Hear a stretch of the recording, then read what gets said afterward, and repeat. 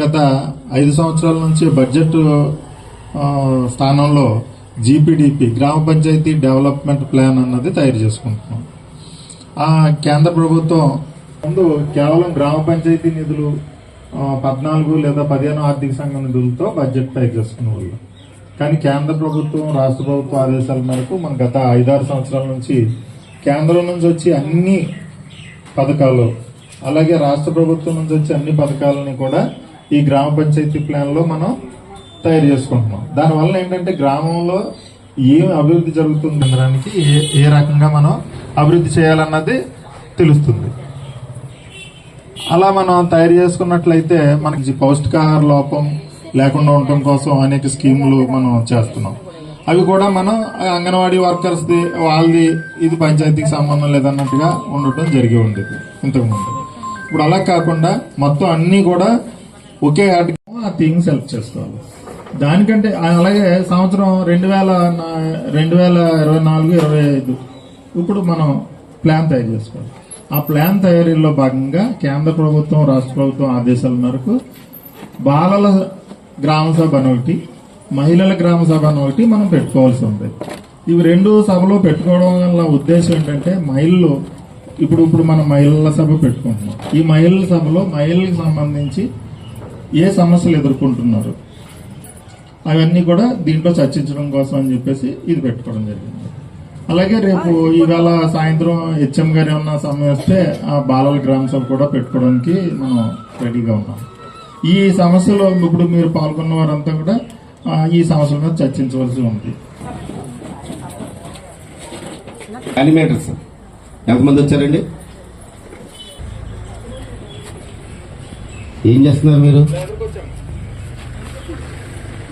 ఇది గ్రామ సభ ఎవరి బాధ్యత? అది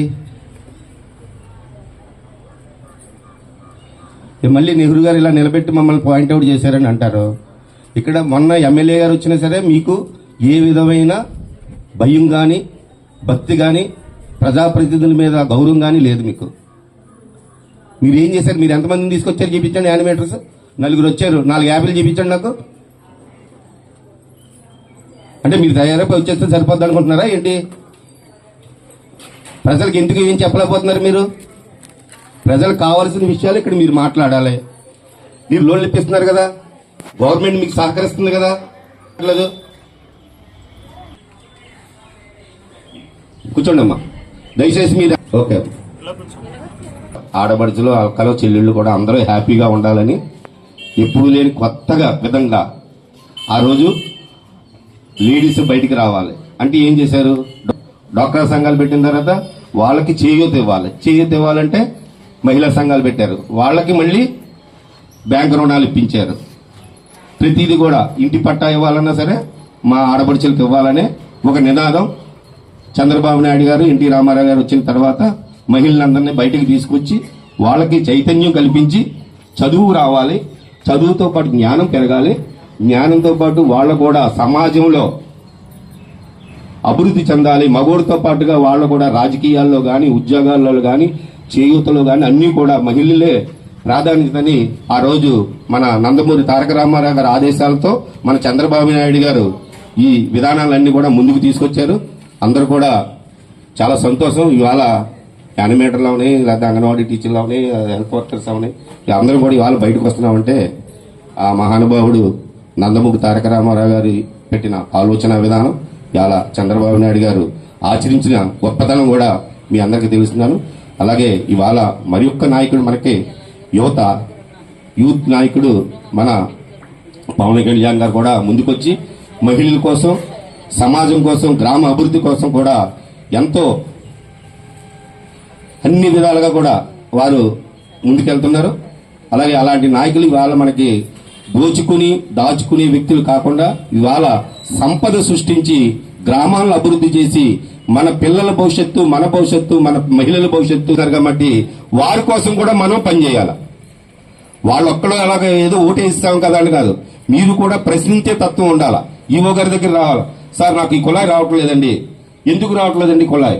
నాకు ఇవాళ గతంలో నాకు ఏంటి ఇచ్చారు, పట్టాలు ఇచ్చారు. గతంలో పట్టాలు ఇచ్చిన వాళ్ళు ఎవరన్నా ఉన్నారమ్మా? ఆ కోపం ఇంకా మన ప్రభుత్వం మీద ఉంది. అది మీరు అందరూ చెప్పాలి. మీరు వచ్చి చెప్పిన తర్వాత గ్యాస్ డబ్బులు పడ్డాయండి.